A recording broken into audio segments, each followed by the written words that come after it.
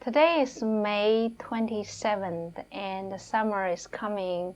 I think most people who have depression will feel better. I've been treating depressed people for the past 16 years. I talked to many psychiatrists, I talked to many researchers, and I find out the depression can be divided into two types. One is people are depressed, but they have no anxiety. And the other type is people have mainly anxiety and they feel anxious all the time. They want to achieve more and more. And when they are overwhelmed, they feel depressed. So for the first type, just depression without anxiety, they usually they sleep a lot. They don't have any motivation to enjoy or to do something. They could have beautiful house and they have a good family, but they still cannot be happy. And this group of people, they usually have some genetic factors, and either their enzyme which are necessary to help them to produce more sufficient relaxing hormone is not sufficient, or their glands or their brain just does not function well. So for this group of people, they tend to have a tendency to commit suicide.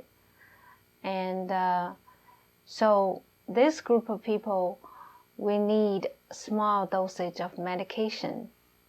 But when I read different kind of medications and when I teach how the medication and herbs interact with each other, I find out for each single medication, by the end, there is a note saying that the medication can help depressed people to feel better, but they could possibly precipitate suicide thought, which I think it's very dangerous, because according to the textbook, the patients who are severely depressed, they might in the process of thinking about suicide.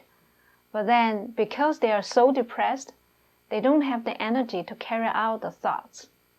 And once they started the medication and they regained this energy, but the medication takes more than a month to make them really feel better.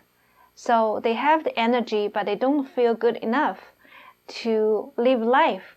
So they have more tendency to commit suicide. When we treat this group of depressed people, we just cannot use medication, high dosage, without any other treatment modality.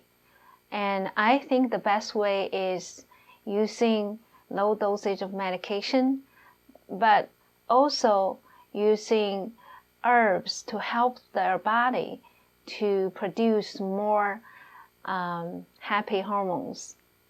And medication usually just block the reuptake of serotonin, dopamine, norepinephrine. So there are more chemicals accumulating between the neurons, so they can stimulate the neurons, make them feel better. But the medication does not really improve their body's function to produce more of those hormones.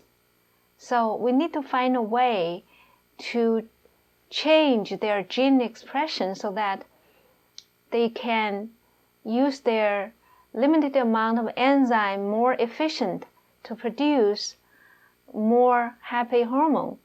And the medication, small dosage, will supplement the deficiency. For this group of people, I think combining different modalities would be the best way to prevent the suicide, especially for teenagers, because their hormones change every day. So if we just use medication, the chemical changes, nobody can predict that. Like in Needham, the past 10 years, there are 4 students committed suicide. Well, they all took antidepressant, and the psychiatrist told the parents they get better, and then suddenly they commit suicide. So I think the best way, we really should combine the different treatment modalities.